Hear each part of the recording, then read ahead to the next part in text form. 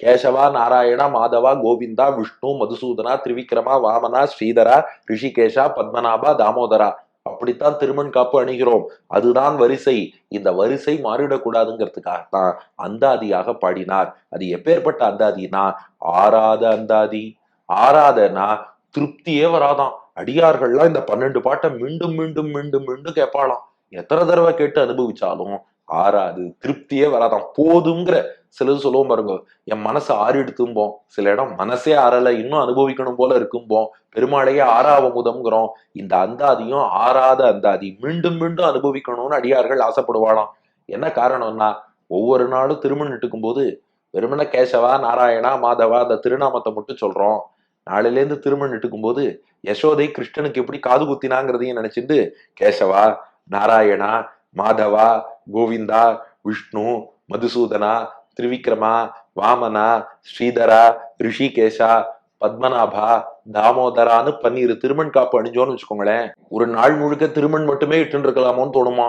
அந்த அளவுக்கு ஒரு பேர் அனுபவத்தை இது நமக்கு தரும். அதனாலதான் 12 நாம பாட்டுங்கிறது ஆறாத அந்தாதி, அனுபவிச்சு முடிக்க முடியாதது. இதுல இன்னொரு ரகசியம் இருக்கு. நாம பொதுவா அந்த திருமண் காப்புன்னு நினைக்கிறோமே, இதற்கு ஊர்துவ புன்றம் என்றுதான் பெயர். தமிழிலும் திருமண் என்றுதான் சொல்வார்கள். ஆனா அந்த நாமம் போட்டுக்கிறதுன்னு ஒரு பேர் வந்துருத்தே, அத தப்பான எண்ணத்துல வேற பல பேர் பயன்படுத்துறாளேனா, இது நாமம்னு வேற ஏதோ காரணத்துக்காக சொல்றது இல்ல. நாமம்னா பெருமாளுடைய திருப்பெயர்னு அர்த்தம்.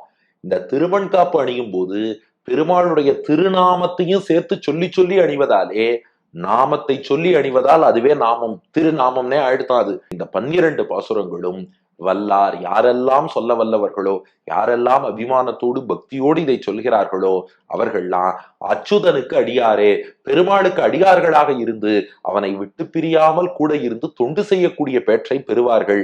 அதனால இந்த பாசுரங்களை சொல்பவர் எல்லாம் அச்சுதனுக்கு அடியாரே. அதுவும் பாருங்க, வெறும் பெருமாள்னு சொல்லல, அச்சுதனுக்கு. அச்சுதன் என்றால் அடியார்களை கைவிடாதவன். 12 திருமண் காப்பு வடிவத்துல நம்மளுடைய உடம்புலயே வந்து பெருமாள் உட்காந்துருவாராம். அச்சுதன், இனி நான் உங்களை நழுவ விட மாட்டேன்னு இறுக்கி பிடிச்சுப்பார். அந்த அச்சுதனுக்கு அடியாரே. அடியார்னா எப்படிப்பட்ட அடியார்னா, அனவரத கிஞ்சித்கார பரராக பெறுவர். எப்போதும் நம்ம வாழ்க்கையில இனி சின்ன சின்ன கைங்கரியங்கள் எப்போதும் பெருமாளுக்கு பண்ணி கொண்டு இருக்கக்கூடிய பாக்கியம் கிடைக்கும். அடியார்னா கைங்கரியத்தை நிரந்தரமாக செய்பவர்கள். நிரந்தரமா ஏதோ ஒரு வகையில் பகவத் கைங்கரியம் நமக்கு கிடைச்சுட்டே இருக்கும்னு பலன் சொல்லி இதை பூர்த்தி செய்கிறார் பெரியாழ்வார். அப்போ ஆறாத அந்தாதி 12 வல்லார் அச்சுதனுக்கு அடியாரே. இந்த இனிமையான 12 பாசுரங்களை சொல்பவர்கள் பெருமாளுக்கு கூடவே இருந்து எல்லா காலத்திலும் கைங்கரியம் பண்ணும் பாக்கியத்தை பெறுவார்கள்.